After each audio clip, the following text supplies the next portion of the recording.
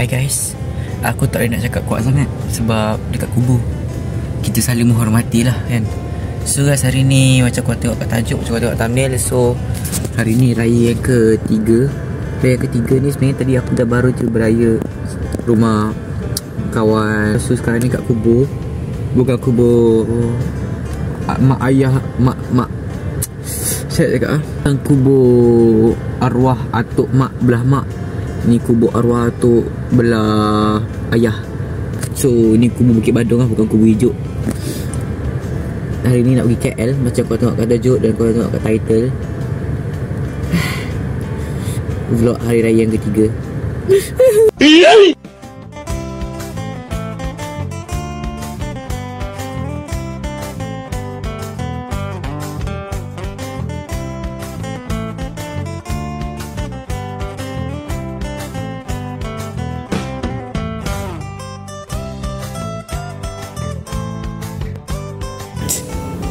So guys, sekarang aku dekat tandas. Ini tempat tu boleh aku tak di sini. Ini tak.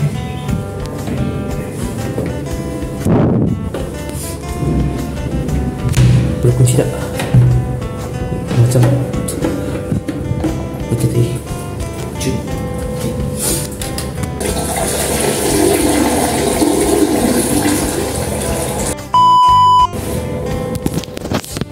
Baru selesa nak gambar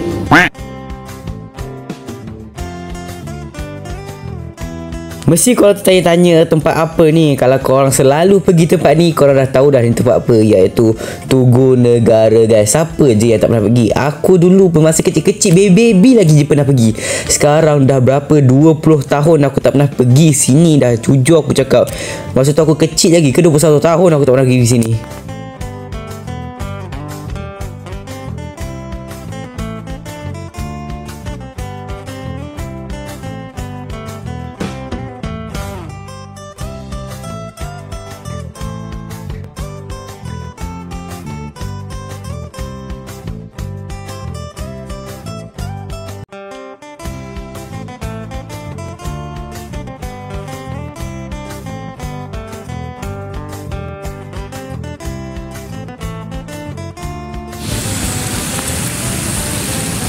Wah, 20 tahun tak pernah datang. Macam ni dah jadinya Tugu Negara yang paling famous kalau datang Malaysia. Inilah dia tempatnya. Bagus-bagus, tempat bersejarah. Padu. Lepas dah pergi Tugu Negara tu, kita orang bergerak lagi pergi ke tempat yang lain lah untuk bergambar. Buat apa kat situ lama-lama? Dah lah panas. Aduh, panas gila weh. Sumpah panas. Kau nak gambar kat situ kena pagi-pagi atau petang. Ini sumpah panas kat situ. Walah, alah, tak dapat juga gambar KLCC-nya.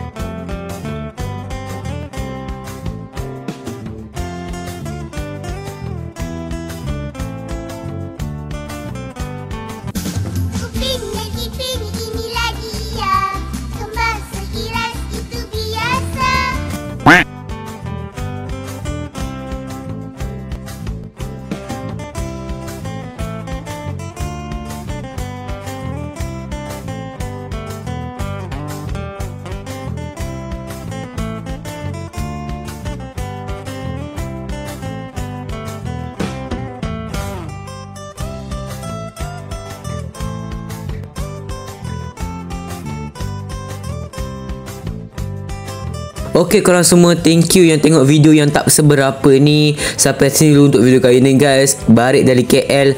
Dan jangan lupa juga day yang keempat ni kita nak kembali balik pergi KL ke Pavilion. Okay, so stay tune videonya. Dan bye bye. Thank you korang semua yang tengok video yang tak seberapa.